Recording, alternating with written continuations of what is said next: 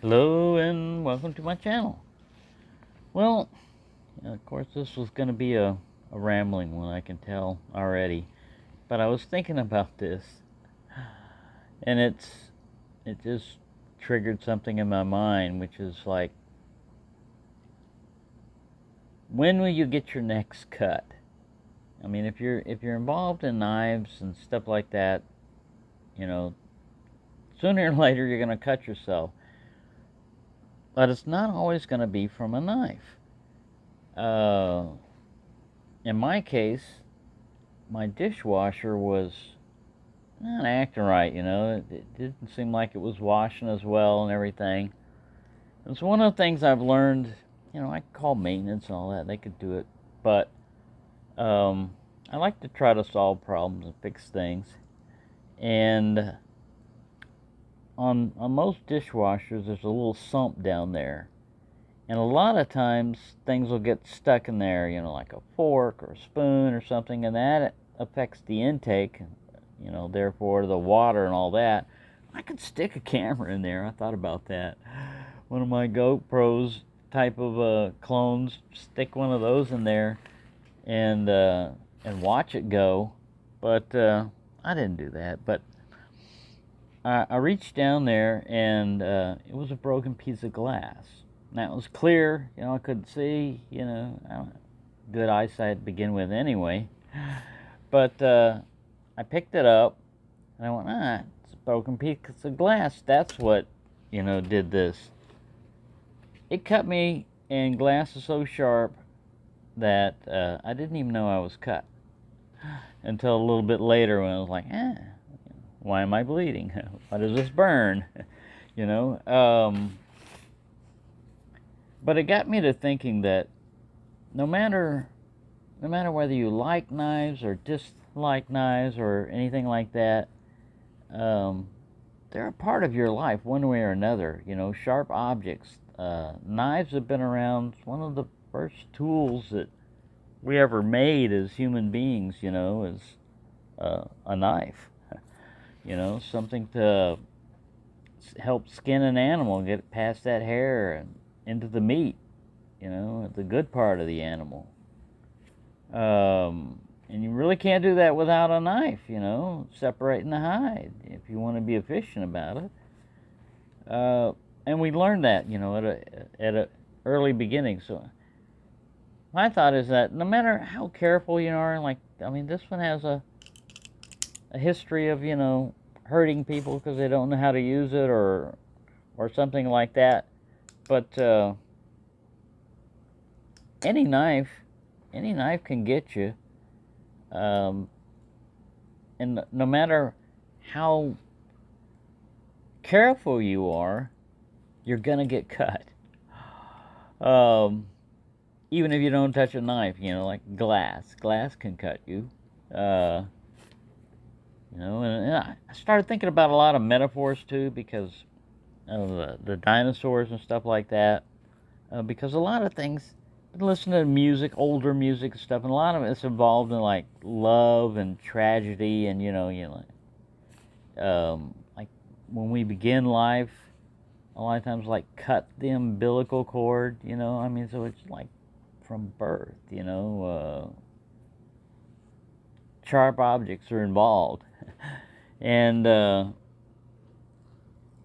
with love, it gets different, and it's really not something I can get too deeply in on this, and have it associate with knives and stuff like that. But yeah, it cuts both ways, in life and love and stuff like that. Because I think a lot of times what people want in a knife is they want perfection. I think what we appreciate as like knife collectors, because you can't have a normal conversation with somebody that's not really into knives, because I don't know about you, but with a lot of things, if the subject starts getting in there, you can tell when somebody's really into it, because they just know a lot about the subject matter, and carry, and if somebody's casual, like really doesn't care about that much about knives or something, it might put them off if it's overwhelming, if you hit them with too much, stuff all at once. But I think the average person, if they could sit there and look at it, would understand or, realize after a while that it it has a lot of negative connotations to it because people use it improperly. Like if they use a knife to inflict damage on someone else, then a lot of times the knife gets a reputation. Like this one is supposed to have been like a gangster knife and stuff like that, because a lot of gangsters use it and stuff. But there's nothing wrong with the knife. The knife didn't do that. It's the people and their actions, and it got associated with a lot of, bad connotations. So there's a tendency to want to blame the object rather than the action. And on a lot of things, you don't have to ban this or that or whatever thing, because there's always something. There's always another law that's already on the books that makes it illegal to do something. Like end someone else's life. You just can't do that. There's a lot of things. It doesn't matter what you're carrying or using. You used a plastic dinosaur. What, are we going to ban plastic dinosaurs because someone was off with a plastic dinosaur? No, it's stupid. But sometimes you have to bring it down to that level for people to understand that, look, it's not the object, it's the action. You have to go after, if something happens, like someone goes nuts and offs a lot of people, they have a tendency to blame whatever they were carrying. If it wouldn't have been Paul Otto, blah, blah, blah, blah, And it's not that. It's why did this person do that? Why is that happening? A lot of times it's because it gets a lot of attention. We give it a lot of attention because what? Well, it gets a lot of attention when a lot of people, suddenly end their life when they shouldn't have. And a lot of times people are like, oh, we have to get into this and that and everything. It's the person that did that. There's something wrong with them. And it may have been through conditioning, like a normal person can be conditioned to do something abnormal if they keep, hearing false things over and over and over. It's called propaganda. They've known about this for years. And it's just like the saying where history repeats itself. Man, I'm seeing this so much happening. History is repeating itself from stuff that before I was born in the 30s and stuff like that. Things like this are going on and people are just oblivious to it, and it's like, wow. And man, I can't get too specific on a lot of stuff because things nowadays we have to speak in codes, and oh man, it's just crazy. This world, like I'm 67 years old, so I've been around the block for a while. I've seen a lot of different things, and the way the world is changing nowadays, it's just beyond me why people would fall for propaganda and lies and stuff like that. It just, but you believe what you want to believe. Hey, I'm not going to convince anybody. I'm just a voice out there that's just going, what is going on? Because the world is just becoming a little too strange to ignore it. To just say, oh, this is normal. No, it's not normal. It is not this. None of this has been normal. The situations that we've been placed in since things that we can't mention happened, and it's like, oh my God. And a lot of people get slammed because you get associated with something. Like if you were pro or against a certain procedure being performed on you, you were labeled, whatever side you were on. You were either pro or against this or that thing, and it's like, come on, man.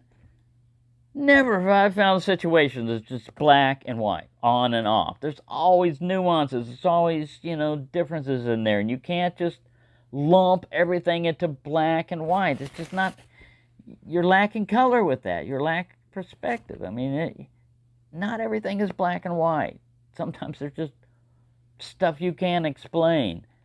And it takes somebody different to not go along with the crowd. To not just sit there. It's fun to jump off a cliff. What are we, lemmings? Let's just follow the other one. Yay, wee, wee. Isn't this fun? Yeah, it's fun until you go splat. The one that didn't follow the crowd is like, why did they do that? Well, because everybody else was doing it. Following the crowd isn't always a good thing. Sometimes you just have to say, hey, if this doesn't sound right to you, you have a right to say no. No, I don't want to go along with this, I'm sorry I got off on that tangent, but I mean, I told you it was going to be rambling, because I can only be silent for so long when I see really odd shit going on, and this is from someone who's, when you're functionally crazy, it helps with a lot of things because you're used to things being bizarre. But wow. Anyways, I don't want to freak anybody out or anything. I'm just saying that the world is changing rapidly, and people that don't look back in history and see how things happen where, can we forget how America was formed and everything? What we were resisting? Why are dictators around the world allowed to harm so many people? You don't necessarily have to slaughter a lot of people to do a lot of harm. I don't have any of the answers, but I do know when some things are wrong, and some things have been wrong for a while. And there's really not much I can do about it because I'm just here for the ride. I'm just watching what's going on. You pick whatever side you want to pick. Me, I ain't picking sides. My side is like the past, man. Is like that's the only time things made a lot of sense. You could understand what was going on, and I'm not stuck in the past. I can evolve. I was thinking also, like a lot of people think about immortality and all that stuff. Well, if you really think about it, the only way things live past, human beings live past their life is through it's digital, man. If you think about it, it's digital. It comes down to ones and zeros, and that's fairly simple to maintain on or off state. As long as you've got power to that. Say, for example, you put out a video right now, and you're just a small channel. You put out a video, and you're just talking about something. And later on, your life ends because you're human. Sooner or later, your life's going to end. But what you recorded it on didn't end. It kept it there, and it goes on and on and on for however long,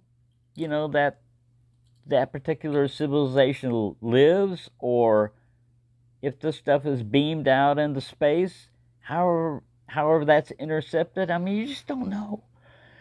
I think that's kind of like it's not much, it's not really immortality because you can't really do anything. You're just expressing, your thoughts for right then and there. But in some ways, that's the only way you're gonna live past when you stop breathing, is whatever influence you left on the world behind you.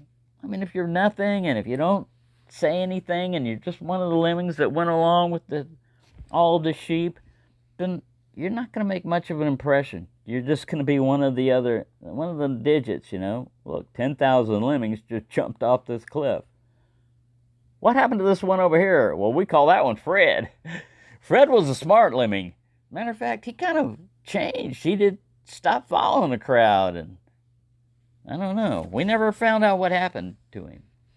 But anyways, yeah, sorry to get kind of weird there, but I mean, well, I haven't had much sleep and I've been up for a while, and sometimes I get on these tangents where I start thinking about things.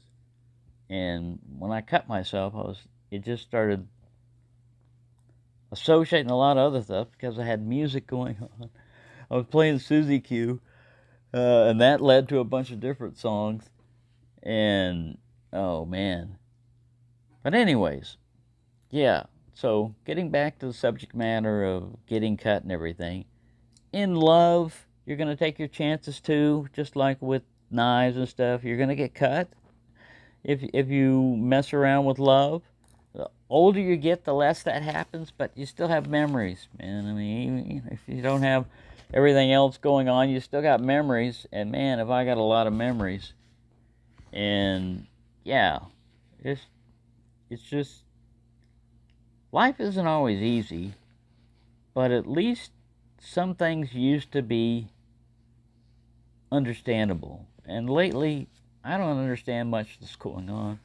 I don't really try to. You know, I'm retired. I don't have a job or anything to do other than watch life happen. And man, has it been strange lately.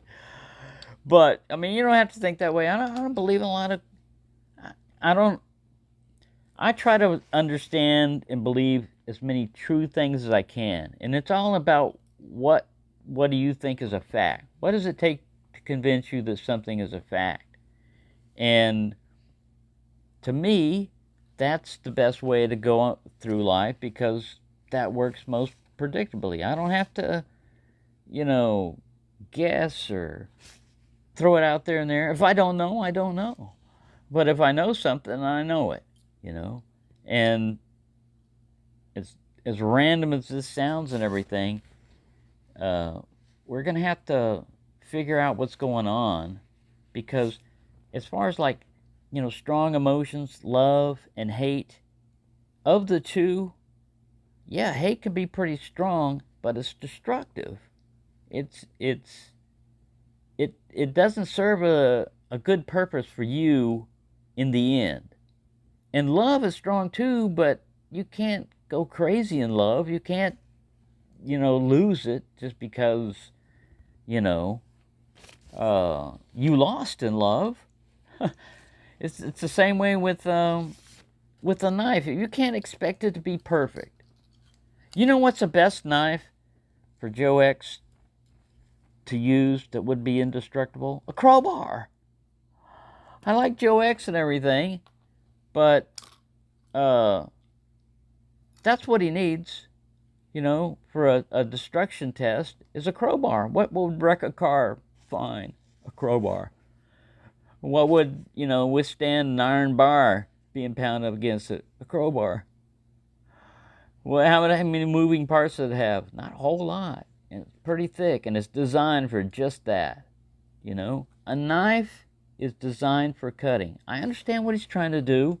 A lot of these companies, you know, put a lot of hype in their stuff and try to say this and that, and then when it comes down to it, it won't do it. If a knife company will test their knife to destruction, then that's fine. If they lie about it, that's on them. And that's why we have people like Joe X that'll do things that I wouldn't do to a knife.